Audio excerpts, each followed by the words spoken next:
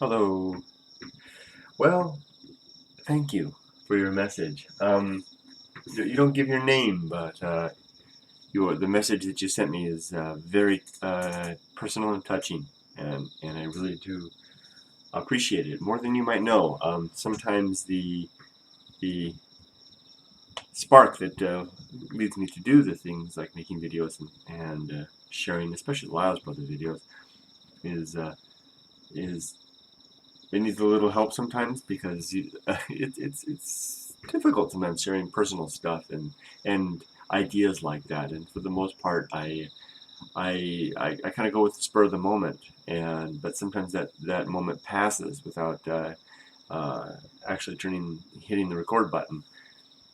If I suspicious that it just doesn't really matter, and it's really it means a lot to me to get a message from somebody who says thanks, and they can sometimes the words or the thoughts that I'm sharing resonate in their mind. It's a minority. I shouldn't say a minority, but it is a minority. I mean, the kind of stuff that I talk about on LylesBrother channel, I think is the type of thing that a lot or most people think about at certain points in their life, but it's not the thing that's foremost on their mind through most of their life. I think many of us settle into, including myself, settle into something of a comfortable routine in life, and that routine is realized sometimes after the decade of the 20s or near the end of the decade of the 20s, after the experimental period that goes on. I think there's a lot of biological elements involved in that. We experiment in our teens and 20s, and we settle on something, and we really go from there. So it may be that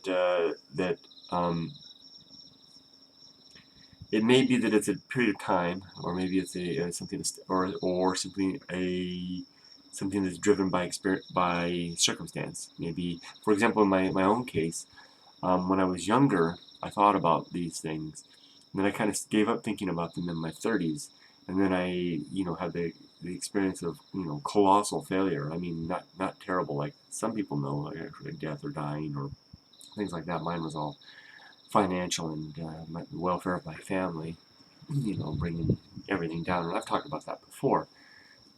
That brought the thoughts back. Having your ego and your sense of accomplishment and your sense of life achievement, life's work, toppled down to the ground, can leave you, asking questions again. I think that's why people become, I want to say introspective, but it's more extrospective. Can you say that? Is that a word? Everything spective?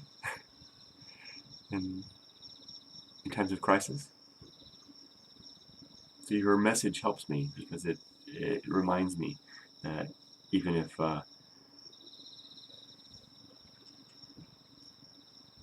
there's not a lot of people that are interested, there's some, and maybe will resonate. And not, I'm glad if the words that I share are helpful to others.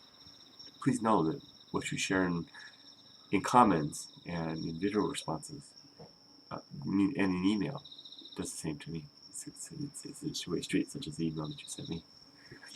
Thank you. Now some questions you have for me. I know you don't like to give advice. Well, first of all, the reason I don't like to give advice is for two things. One, I don't think people really listen that much. When not the practical to the stuff that's not practical. I can give practical advice. People listen to that. Like, what kind of boots to wear when hiking or something like that, or what kind of socks. Like someone asked me recently, what kind of socks will keep leeches from biting? And I use a smart wool. Smart wool, they can't seem to bite through smart wool versus regular cloth socks. People listen to that kind of stuff. But the other stuff, I had a occurrence last month. A friend of mine on Facebook, a long time friend, nearly lifelong friend, solicited on Facebook some input regarding a lot of life change that he was going through, and I offered, having the question pro-offered to the Facebook community, his family and friends, and that he's very close to me, and that's what I care about. I dared to share a suggestion, and though he didn't say so, I gained the impression that it would have been better just to get my mouth shut, because really sometimes I think people, when they're in a state of questioning, what they really want is reinforcement for what they think already, or what they want to be convinced of. And sometimes no argument to the counter will really sway them any in a more persuasive way than simply letting them experience the outcome of that choice. If there are people that can really listen and heed the suggestions of those who've gone before them, then they are a very incredible human being indeed. I'm certainly up to that task. A true minority. I think it's been said over and over by philosophers of every kind that we can't learn from the mistakes of others. We really have to do it ourselves. So that's why I don't like to give advice too much, because I think it's kind of almost a waste of time sometimes. I like to share. What I do instead is I share anecdotes and examples from my own life, and it's then couched. Those who are able to discern advice from that from an story may do so. I think people are more readily willing to do that, to hear a story. Maybe that's why fables and things like that were used as a mechanism of sharing wisdom in the past. Having a moral to a tale and couching that moral in a tale rather than having a teacher simply tell the moral. Having a teacher proffer just give the moral out, and then it rings on dead ears. Whereas couch it in an attractive story, and then it doesn't sound like it was preached at you. Maybe that's the trick. So that's what I try to do. So your question though, and I think this is the kind I can answer directly. You said, but perhaps I will strike it lucky and catch you on a particularly magnanimous day. I try to be magnanimous. I don't think it's magnanimity on my part. I'm happy to share whenever I have the time and the energy and the ability, which is happily in more ready supply lately. I'm healthier these days, and I'm up to the task now of being more interactive and social and the like. So I hope that you feel free. Anybody feels free to share with me questions anytime.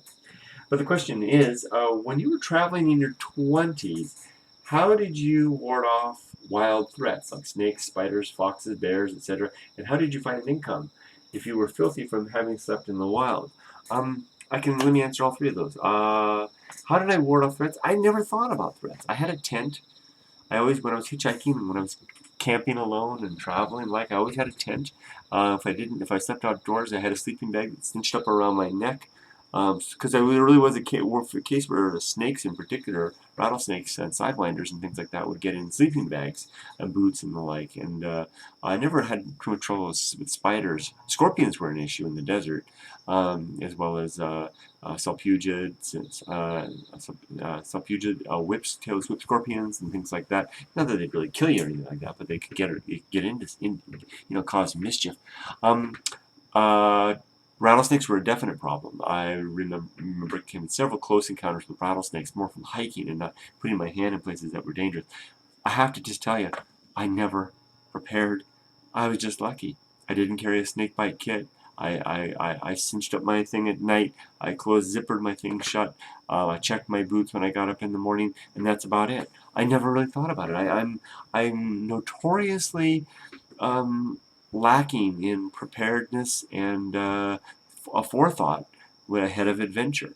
People write to me and they tell me I want to do this adventure, but I'm afraid of doing all these things, and it's I'm afraid of this, that, and the other thing, and it's an alien concept to me.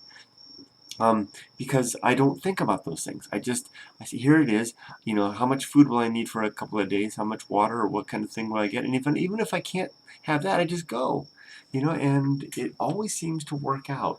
You have to be careful in the deep wilderness. It's like the old trackers used to say, the old the old Gold 49ers used to say, if the desert is willing, it will provide the water. You can get yourself killed that way. But I guess I was willing. I never really thought about it. I never always have terrible gear. The backpack that I use is just off the shelf thing. The boots I have are cheap. They're okay, but they're not super expensive, and that's about it. My knife isn't even my hiking knife isn't even a hiking knife. It's a trawl for digging holes. So I never thought about it, and I just got lucky. And I did remember one time I did drop an axe on my finger in the Minnesota boundary waters. I was about a week out, week canoeing. They're not that far. I was probably 3 days canoeing from civilization, pretty deep in the boundary waters. I mean, literally, you have to canoe for 3 days to get back to the portage at what was that place called near Ely. What was that place called? I can't remember the portage, the embarkation point. 3 days out, and I dropped this big axe right on my finger. Bam! In fact, I've still got the scar. It doesn't show up. I forget which hand it is. Uh, I can't even see it. It doesn't seem to have gone. And it was terrible, right down to the bone. You could lift it out and see the bone in there. I didn't have any first aid kit, nothing. So I just took a sock, even a dirty sock, just wrapped it up, and put some tape around it, black electrical tape, and there I was. And for the rest of the trip, just like that. I mean, definitely could have been infected and gone bad. So I'm a terrible model. I'm not a good person to ask these questions to, because I've just been lucky, and I'm a fool because I don't really prepare. So I'm sorry. I wish I could give you a better tip on that one. How about the other part? How did you find an income? I saved money. I always saved money in my adventures before I left out. I never got to the point where I ran out. But what I did do is I would have I would have to really budget my money. I remember one summer I was hitchhiking around the United States, and I lived on $20 a week.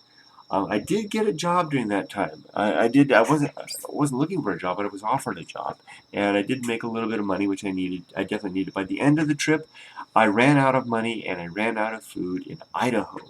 I lived in Southern California. I was out of money. I didn't have anything.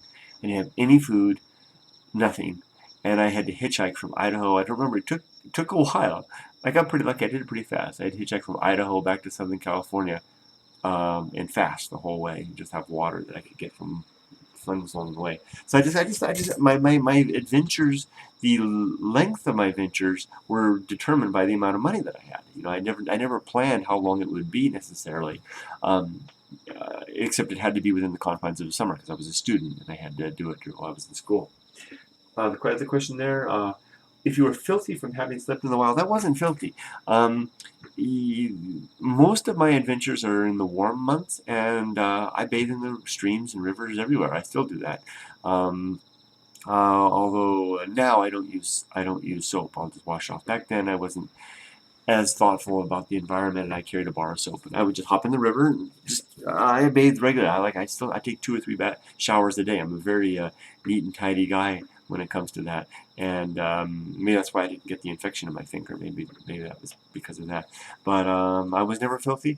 My clothes were ragged and shabby. I think that the one thing that I did, I was having so much fun. I was so damn happy all the time that the smile from ear to ear burned through any strange appearance that I had, and I was also young, and that was on my favor as well. So people picked me up nonetheless, and also the creative methods I came up with to hitch a ride. Like I took a piece of dowel, and one summer I cut a hand with a thumb out of plywood, and I attached it to the dowel, and I could run it through the backpack, and it would stick out the side with the thumb out the side, big red hand with the thumb there, and people pulled over all the time. They loved that. They thought they would give me rides. Another was the summer I went hitchhiking with a surfboard. I don't know what it was, but something about the surf. I was hitchhiking like in in the middle of Oregon in the desert in Oregon with a surfboard.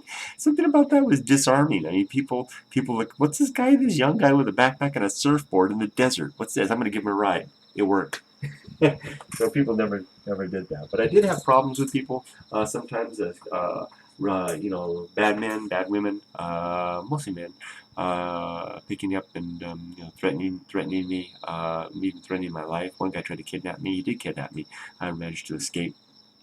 Bolted he wouldn't stop the car, but he had to stop it at this one point, and I bolted, and as I ran down the road, he's like, I won't hurt you, like heck he would. And I saw where he was taking me. I knew that it was scary. Those guys are out there. They're very real. You can die hitchhiking. You can die in the wilderness. You can die, and that's part of the deal too. I've always been willing to do that. I don't want to do it. I don't have a death wish, but I'd rather, as Thoreau said, I'd rather when I come to the end of my years to discover that I to live in such a way that I discover that I had not lived at all. I'm paraphrasing poorly. Read Walden, if you haven't already. Do I have an autobiography? No, I don't. I have this. This is a book called that I wrote years and years ago. It's called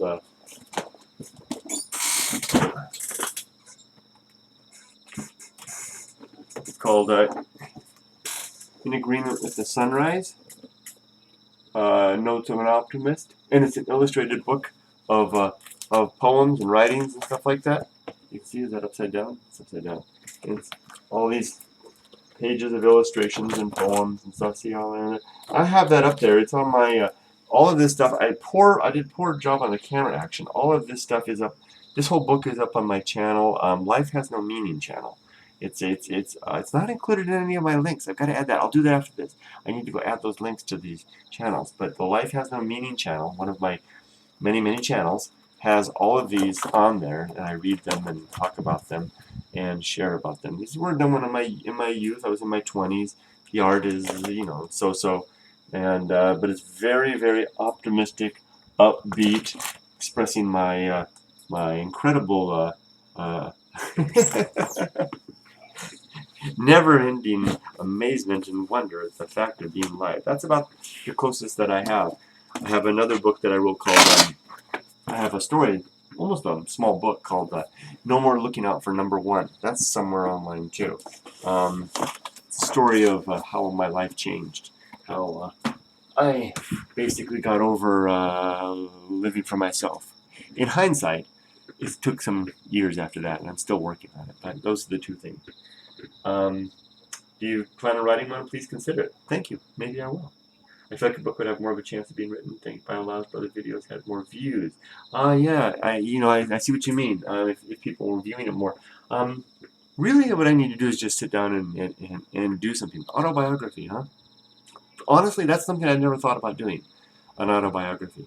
What an interesting concept. It's the kind of thing that it sounds kind of pretentious and egocentric to think about writing your own biography or memoirs or something like that. But since you brought it up, maybe it's something I should actually consider doing. My problem is though I enjoy writing, I don't have a lot of patience for it. But I should do it. I should do it. Thank you for your suggestion. Appreciate that. What else? Thank you for your kind words about the video, No Escape from the Pain of Living. You make me want to open up still more and share. I think as human beings we share so much commonality. It's far greater than the whatever might be different between us. Although we all live our lives putting on a good front, that we are something standard and something unperturbed by the incidents of life and the challenges and the pain and the failure and the loss and the shortcomings that we all have. I don't know why we do that. Maybe it's because of a sense of competition, a sense of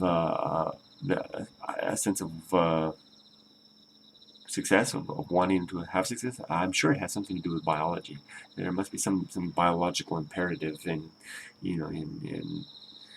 survival of course, right?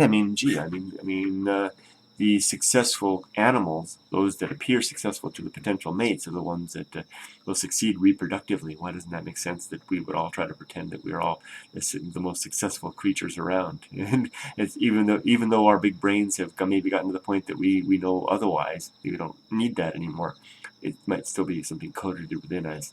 Maybe we'll get past that, and I can say that I have hurt greatly. I've gotten over it. I'm sure I'll hurt some more in the future. I've also known a lot of happiness as well, and I'll get over that, and maybe I'll know some more in the future as well. I'm not saying, things. It's just this whole thing. I've got here in this stack somewhere, I've got an image that I wrote of the sea and the raft on the sea, and riding up to the top of the water raft, and the sunlight is there, and the big trough down there. If you've been on a boat, knows it was like you go down and then up. It's an old story. It would be nice. You encouraged me to tell more about the dark abyss parts than the light, because that tends to be where my focus is. I think I'll wrap it up. Thank you, friend, for your email. You really touched me, and you've given me a lot to think about. I really appreciate it. Take care. Write anytime, and everybody else who sees this. I'm always happy to receive messages. As time and personal capability permit. It's the delight of my life. The short, whatever time we all have. We got 100 years. We have each other now. We have some time together. See ya.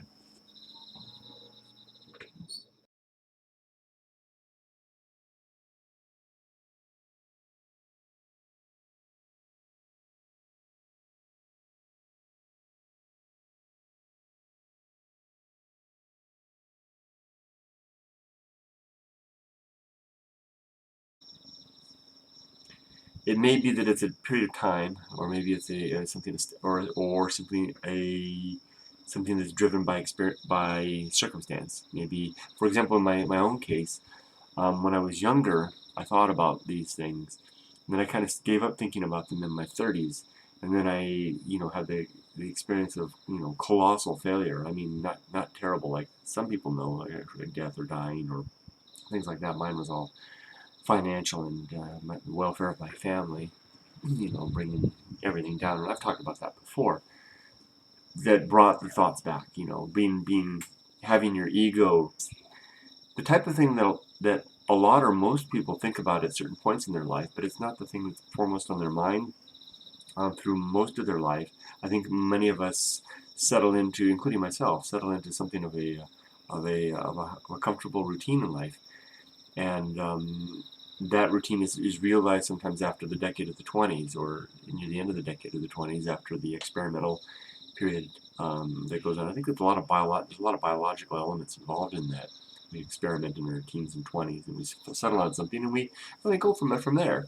So it may be that for the most part I kind of go with the spur of the moment, but sometimes that moment passes without actually hitting the record button. If I'm suspicious that it just doesn't really matter, and it's really it means a lot to me to get a message from somebody who says thanks, and they can. Sometimes the words or the thoughts that I'm sharing resonate in their mind. It's a minority. I shouldn't say a minority, but it is a minority. I mean, the kind of stuff that I talk about on LylesBrother channel, I think is. Hello. Well, thank you for your message. You don't give your name, but the message that you sent me is very personal and touching, and I really do appreciate it more than you might know. Sometimes the spark that leads me to do the things like making videos and sharing, especially LylesBrother videos, is it needs a little help sometimes, because it's difficult sometimes sharing personal stuff and ideas like that, and your sense of accomplishment and your sense of life achievement, life's work, toppled down to the ground, can leave you, asking questions again. I think that's why people become, I want to say introspective, but it's more extrospective. Can you say that? Is that a word? Everything spective? in times of crisis. So your message helps me, because it reminds me that even if